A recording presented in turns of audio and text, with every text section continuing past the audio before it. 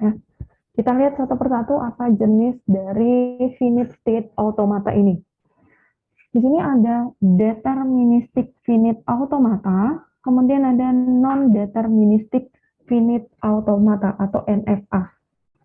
DFA itu apa? Automata berhingga yang pasti atau tetap ya, memiliki nilai tetap. Dari suatu state ada tepat satu state berikutnya untuk setiap simbol masukan yang diterima. Sedangkan NFA adalah automata berhingga yang tidak pasti. Artinya kita nggak tahu nih hasil akhirnya seperti apa. Terus apakah dari satu state ke state lainnya itu akan tetap atau konstan. Terus dari satu state ada 0 dan 1 atau lebih state berikutnya untuk setiap simbol masukan yang diterima. Untuk NFA harus dicoba semua kemungkinan yang ada sampai terdapat satu yang mencapai state akhir.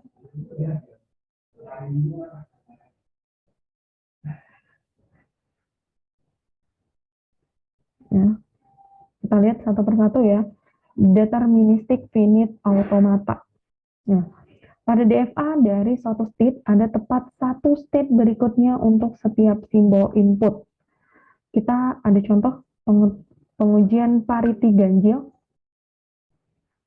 Contoh lain adalah pengujian untuk menerima bit string dengan banyaknya 0 genap serta banyaknya 1 genap. Jadi, nanti soalnya akan seperti ini. Adik-adik akan bermain logika. Ya, silakan cari string dengan yang terdiri dari angka biner atau 0, 1. Ya, dia akan berbicara tentang angka biner. Dia nggak akan menjelaskan, oh nilainya 0, 1 gitu. Karena dianggap sudah paham ya, biner itu 0 dan 1. Nah, silakan dicek yang memiliki nilai ganjil atau yang memiliki satunya ganjil, jumlah satunya ganjil, atau yang memiliki jumlah nolnya genap, dan lain sebagainya. Di sini pengujian untuk menerima bit string dengan banyaknya 0 genap serta banyaknya 1 genap. Artinya sama ya. 001 1001 kemudian 11000 itu diterima. Sedangkan misalnya 1000 itu ditolak ya. Karena nilai nolnya ganjil, nilai satunya juga ganjil. Karena kita yang cari adalah 0 genap dengan 1 genap. Nah, bagaimana diagram transisinya? Nah, ini kalau di sini dia hanya menyatakan silakan dicari pengujian dengan banyaknya 0 genap dan banyaknya 1 ganjil. Ada adalah yang akan menentukan dari mana start awalnya, sampai mana startnya akan sampai mana state-nya akan berakhir. Nah, DFA-nya apa? DFA-nya apa? Kita udah tahu nih, semua yang memiliki jumlah 0 genap dan jumlah 1 genap itu akan selalu diterima. Sedangkan yang memiliki jumlah 0 ganjil atau 1 ganjil itu akan ditolak oleh mesin. Nah, di sini dilihat ya, dibuat diagram transisinya. Ada diagram transisinya di sini. Ada Q0, Q1, Q2, dan Q3. Nah, adik-adik bisa ganti di sini nanti Q1-nya berapa, Q2-nya berapa, Q3-nya berapa. Nah, kenapa ini dikatakan dia juga sebagai state akhir? Karena dia akan kembali ke sini. Dalam diagram ini, Q0 juga berfungsi sebagai state akhir. Sehingga didapatkanlah nilai Q-nya adalah Q0, Q1, Q2, dan Q3. T-nya adalah 0 dan 1. Sedangkan S-nya adalah Q0, start awalnya adalah Q0. Dan F-nya adalah start akhirnya adalah Q0 juga. Ya. Ingat, pada himpunan ini dan juga himpunan Q dan T, adik-adik harus menggunakan kurung kerawal. Ya. Nah, ini sama ya, sama seperti tadi.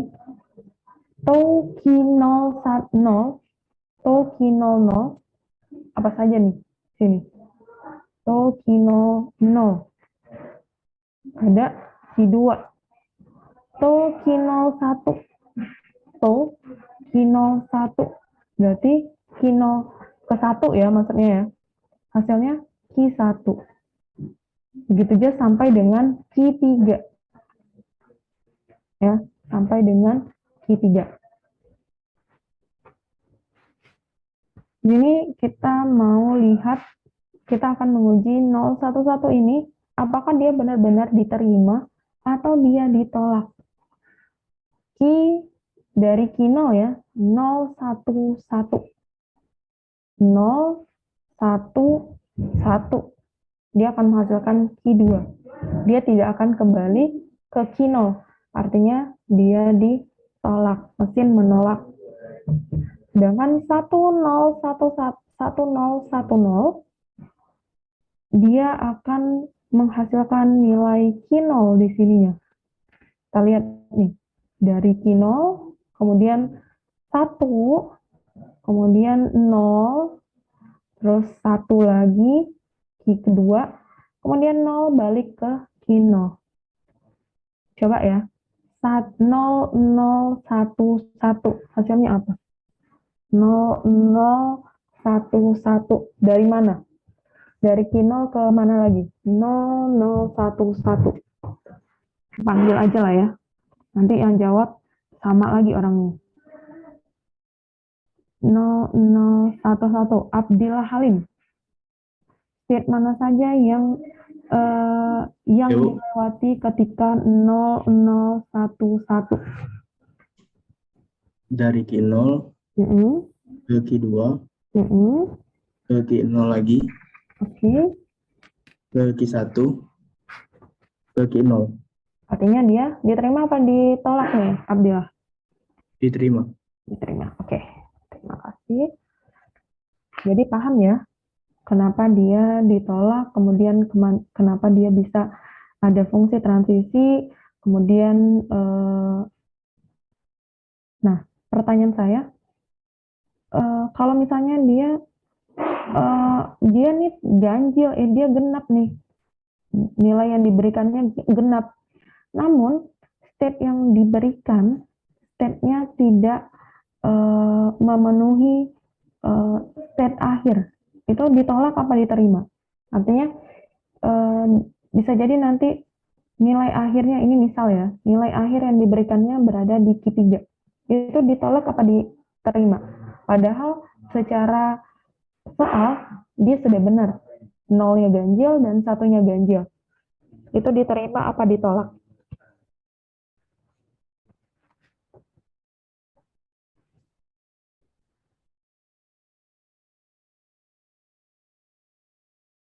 Terima apa ditolak? Hasil akhirnya dia berada di Q3 misalnya. Hasil akhirnya berarti dia tetap ditolak ya. Karena dia tidak mencapai state akhir atau dia masih berada di state sementara. Ya, di state sementara. Paham ya adik-adik tentang DFA ini? DFA artinya kita tinggal mencari sesuatu yang tetap ya, berbeda dengan non-deterministic finite automata atau NFA. Perbedaan dengan DFA, fungsi transisinya dapat memiliki nol atau lebih fungsi transisi untuk setiap simbol inputan. Sering diterima NFA bila terdapat suatu urutan transisi berdasarkan input dari state awal ke state akhir. Untuk NFA, harus dicoba semua kemungkinan yang bisa terjadi sampai akhirnya kita menemukan satu yang mencapai state akhir. Sama yang saya katakan tadi, kalau di sininya dia berada di Q3, dia diterima atau ditolak. Kalau di DFA dia tentu ditolak. Kita belum tahu nih, di NFA dia ditolak apa diterima ya, gitu. Kita nggak tahu nih. Nah, kalau NFA, dia hanya memiliki satu kemungkinan yang mungkin bisa mencapai state akhir. Kita lihat ya di sini ya. Dari nilai yang diberikan atau gambar yang diberikan juga berbeda, ya. Apa perbedaan antara NFA dengan DFA? Itu juga terdapat pada diagramnya, bentuk diagramnya, ya, bentuk diagramnya. Ini bentuk diagram dari NFA, non-deterministic finite automata.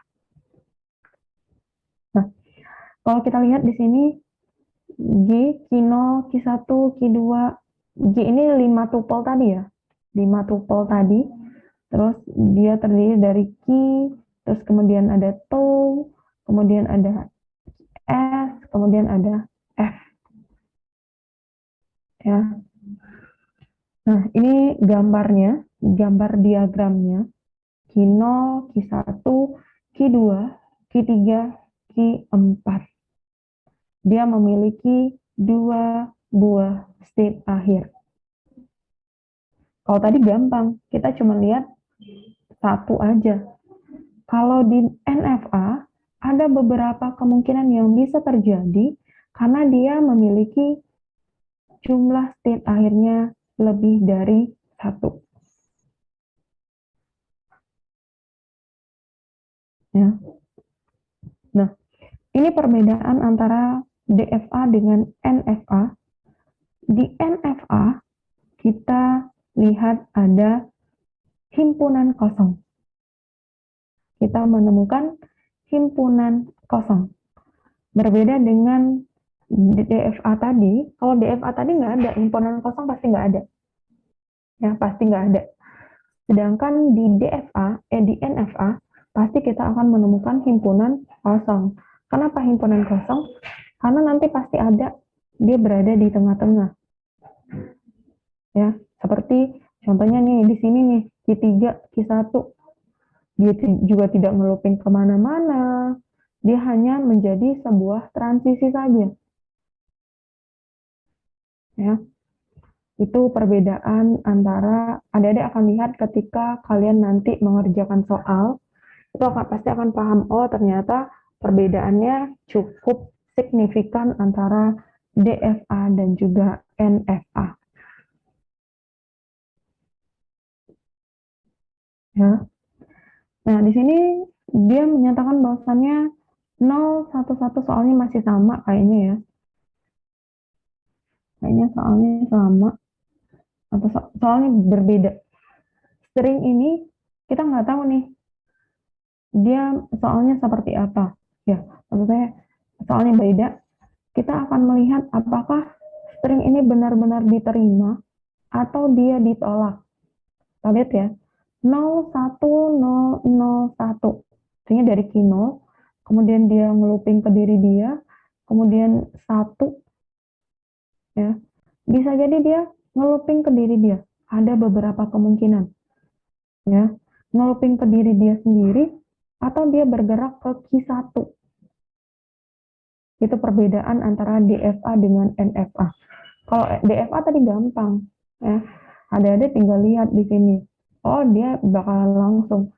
Kemungkinannya hanya 1. Ya, kemungkinan dia pindah ke state berikutnya itu hanya 1. Sedangkan DFA, ya, DFA kemungkinan yang terjadi itu ada 2 di sini. Karena dia memiliki nilai yang lebih. Ngeluping ke diri dia sendiri aja ada 2. Ya, 0, 1. Kalau NFA tadi cuma 1 ya, ngeluping ke diri dia sendiri. Nah, kemungkinan yang terjadi ketika dia sudah berada pada string berikutnya, dari 0 ke 1, muncul ada 2 cabang. Ada 1 ini. Apakah dia akan bergerak ke diri dia sendiri, atau dia akan bergerak ke Q1. Ya, ke Q1. 0, 1, 0, 0, 1. Kalau dia bergerak ke diri dia sendiri, hasilnya adalah 0, 1, kemudian 0, 0, 1. Berarti dia berada di Q4. Ya, kalau misalnya nanti 0, 1, 0, kemudian 1 ke sini, Q1, dia nggak ada lagi nih. artinya mati di sini. Seperti yang penggambaran di sini. Q1 ini nggak ada lagi, selesai. Ya. Artinya kemungkinan yang mana yang kita cari adalah kemungkinan yang A tadi, nge-looping ke diri dia sendiri. Kesimpulannya adalah, kalau NFA, artinya kita mencoba, ya, peluangnya ada berapa? Peluangnya ada berapa? Berbeda dengan NFA, DFA. DFA mah tinggal kita lihat, oh ternyata memang hasilnya diterima atau ditolak, gitu.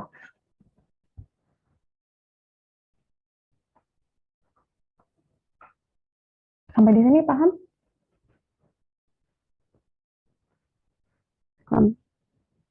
Oke, silakan Zaki.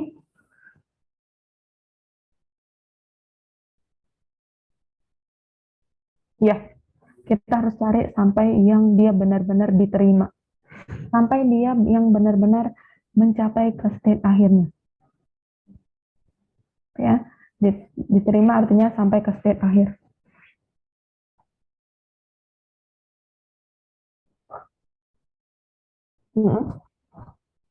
Iya, kita harus cari lagi peluang keduanya sampai dia benar-benar bisa diterima. Kalau misalnya nih, Zaki, Bu udah nyoba nih Bu, ternyata dia tetap nyampe di Q3, tetap nyampe di Q1, dia nggak akan nyampe ke state akhir. Artinya string yang diberikan itu ditolak, benar-benar ditolak dengan semua kemungkinan yang ada.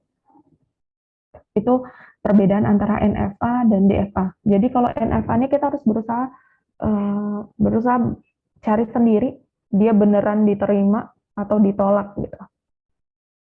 Ya, peluangnya kita harus cari-cari, coba-coba. Oke. Ada lagi yang lain yang ingin ditanyakan?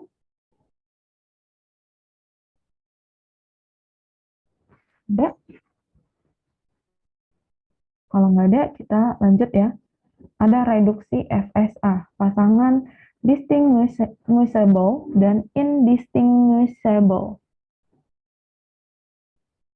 Nah, di sini apa yang dimaksud dari indistinct? Tidak dapat dibedakan. Dua buah state dari FSA disebut indistinguished apabila tidak dapat dibedakan. Ya, ini to-nya dari key himpunannya, terus ada jumlah string, anggota F, sedangkan to, P, dan W ini bukan anggota F atau state akhirnya. Gitu juga dengan kondisi yang berada di bawah, di mana jumlah string ini merupakan anggota dari himpunan state. Ya, sum di sini ya. Dua buah state FSA disebut distinguished apabila tidak dapat dibedakan bila terdapat jumlah stringnya anggota dari apa, kalau sum ini apa tadi? Pak nih, sum ini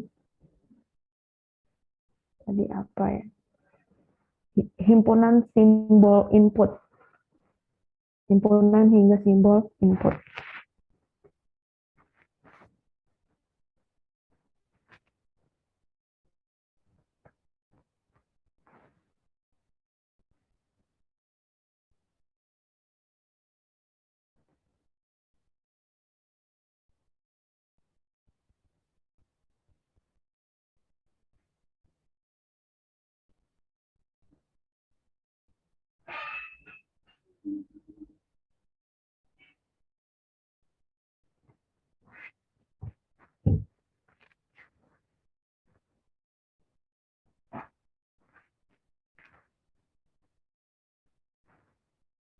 Ya, ini pasti ada akan bingung, Bu. Kalau ini diterjemahkan itu maksudnya apa? Kita akan paham ketika kita masuk ke dalam soal. Ya. Kita masuk ke dalam soal. Nah, indistinguished atau distinguished itu akan berfungsi ketika dia memenuhi kondisi ini. Kondisi ini, ya. Nah, ini prosedur menentukan pasangan status ini indistinguished atau distinguished. Nah, kalau indistinguished atau tidak dapat dibedakan, caranya adalah hapus semua state yang tak dapat dicapai dari state awal. Kemudian catat semua pasangan state yang distinguishable. Kemudian untuk setiap pasangan, sisanya buatlah tabel state dengan mengecek setiap pasangan satu per satu. Kita lihat di sini ada banyak ya. Di sini state-nya, fungsi transisinya banyak ya, banyak dan sama-sama mencapai ke Q4. Hapus state yang tidak tercapai atau tercapai semua. Di sini ada nggak sih state yang tidak tercapai? Dari Q0, Q1, Q2, Q3, ini sama-sama membentuk nanti hasil akhirnya adalah Q4. Artinya semuanya tercapai. Nggak ada state yang tidak tercapai. Nah, yang mana yang pasangan distinguish? Di sini dikatakan pasangan distinguish adalah Q0 dan Q4, kemudian Q1 dan Q4, Q2 dan Q4, ya, terus Q3 dan Q4. Ya. Pasangan distinguish, pasangan yang tidak dapat dibedakan. Nah, pasangan sisanya ada Q0, Q1, Q0, Q2, Q0, Q1, Q0, Q2, terus Q0, Q3, Q0 lagi, Q1 ke Q2, Q1 ke Q3, Q2 ke Q3. Ya, saya dikatakan bahwasannya indistinguished, tidak dapat dibedakan.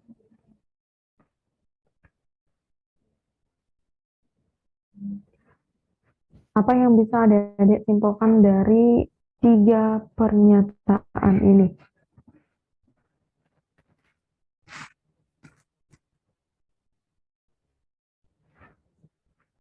Kenapa dikatakan pasangan distinguishable ini ada Q0, Q4, Q1, Q4, Q2, Q4, Q3, dan Q4.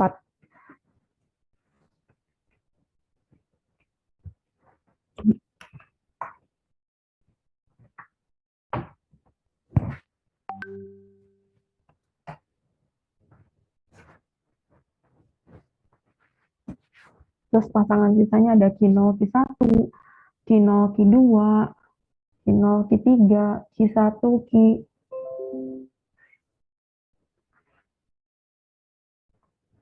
Q1,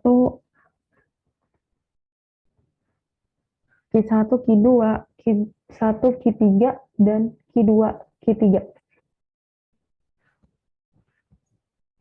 Pasangan distinguishable atau distinguish, ya, tidak dapat dibedakan, itu pasangan yang berhubungan dengan state akhirnya.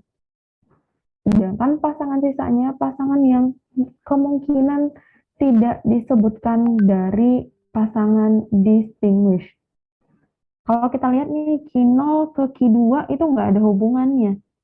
Harus dari Q0 dulu, kemudian Q1, baru ke Q2. Ya. Artinya ada jembatan.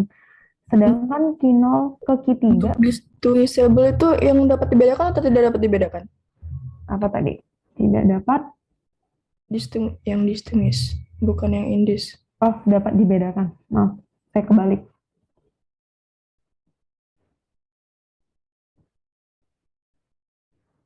Dapat dibedakan ya. Nah, pasangan sisanya adalah pasangan yang tidak dapat dibedakan, artinya kebalikan dari distinguish. Ya, pasangan yang kemungkinan tidak ada hubungannya. Ya, tidak ada hubungannya. Jadi apa yang bisa ada disimpulkan dari 3 statement ini? Hapus state yang tidak tercapai, pasangan distinguishable, dan pasangan sisanya. Saya rasa kalian sudah baca ya. Saya harap sudah baca ya minggu kemarin materi ini.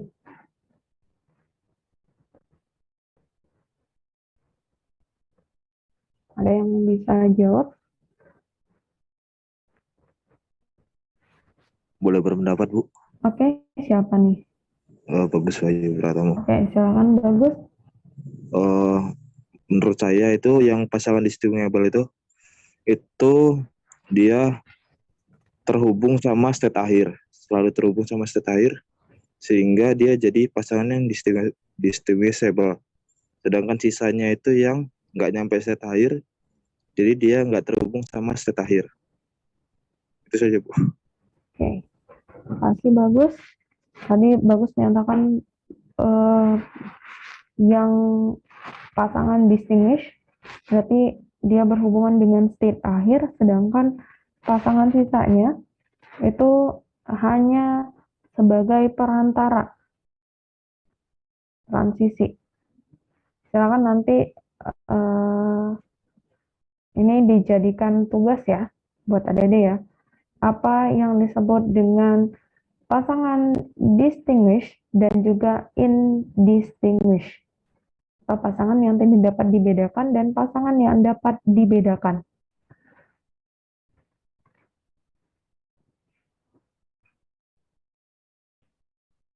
Ya. Sini dikatakan Q0, Q1, ternyata hasilnya distinguish, indistinguish, indistinguishable, distinguish, indistinguishable, dan indistinguishable. Tugas adik-adik adalah kenapa hasilnya seperti ini. Ya. Tugas paling lambat hari ini hari apa? Hari Jumat ya. 4 hari lagi, paling lambat hari Selasa ya berarti ya.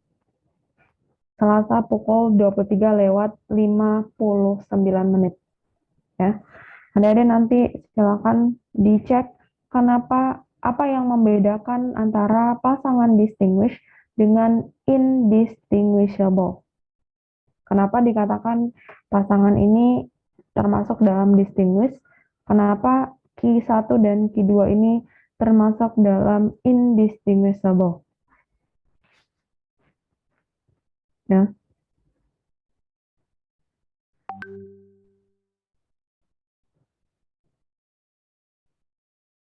Nah, ini prosedur reduksi di dalam DFA. Tentukan pasangan status indistinguishable, gabungan setiap grup di indistinguish ke dalam satu state dengan relasi pembentukan grup secara berantai. Jika P dan Q adalah indistinguished dan jika Q dan R indistinguished, maka P dan R adalah indistinguished. Sehingga P, Q, R adalah indistinguishable. Semua berada dalam satu grup. Ya. Ini nanti akan jadi PR adik-adik ya. Dikerjakan di rumah ya. Apa perbedaan dari distinguishable dengan indistinguishable. Kita lanjut ke 4 slide berikutnya. Nah, di sini ada ekivalensi NFA dan DFA.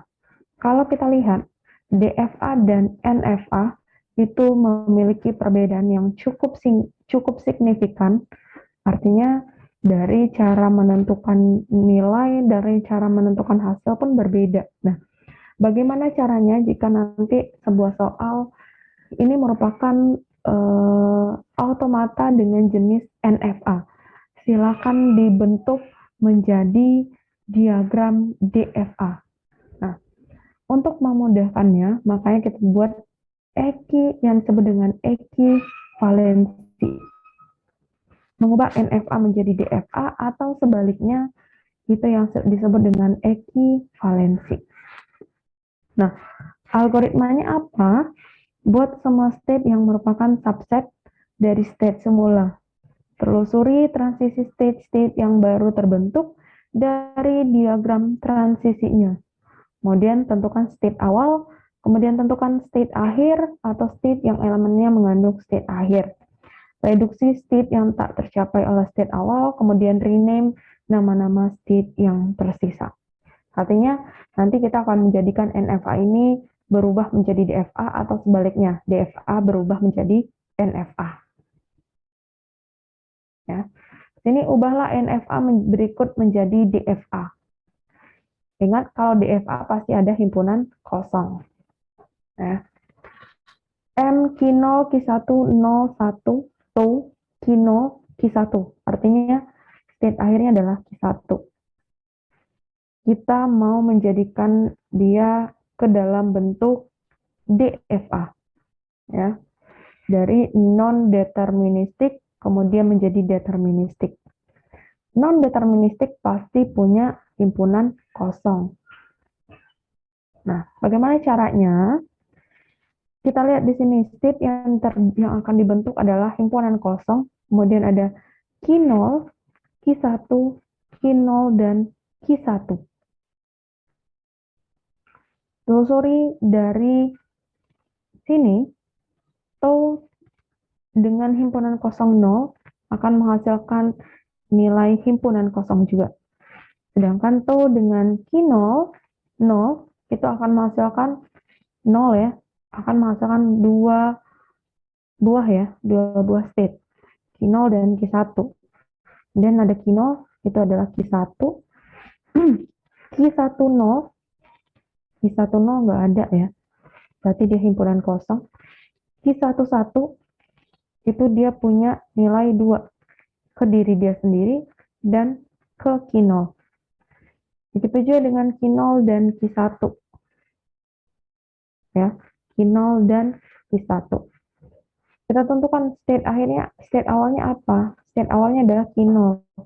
State akhir yang mengandung Q1 adalah, kita lihat di sini yang mengandung Q1 apa aja. Q1 itu sendiri dan Q0 Q1. Ya, Q0 Q1.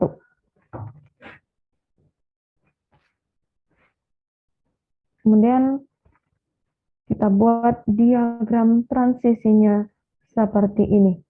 Artinya dia tidak lagi dalam bentuk Q1, Q2, tapi sudah dalam bentuk himpunan. Ya, dalam bentuk himpunan.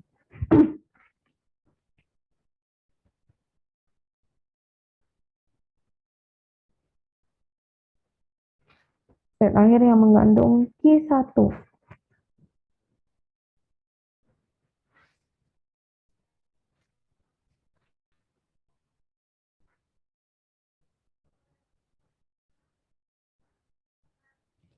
Paham sampai sini?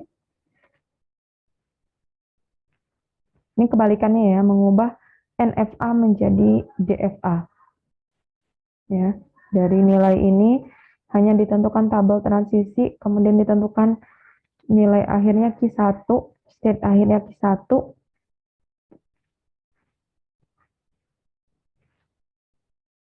Ya, artinya adik-adik punya 2 buah PR. Ada yang ingin ditanyakan dulu?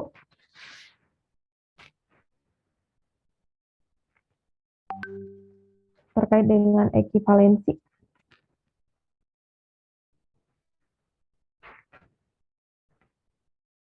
Ada yang ingin ditanyakan terkait dengan ekivalensi.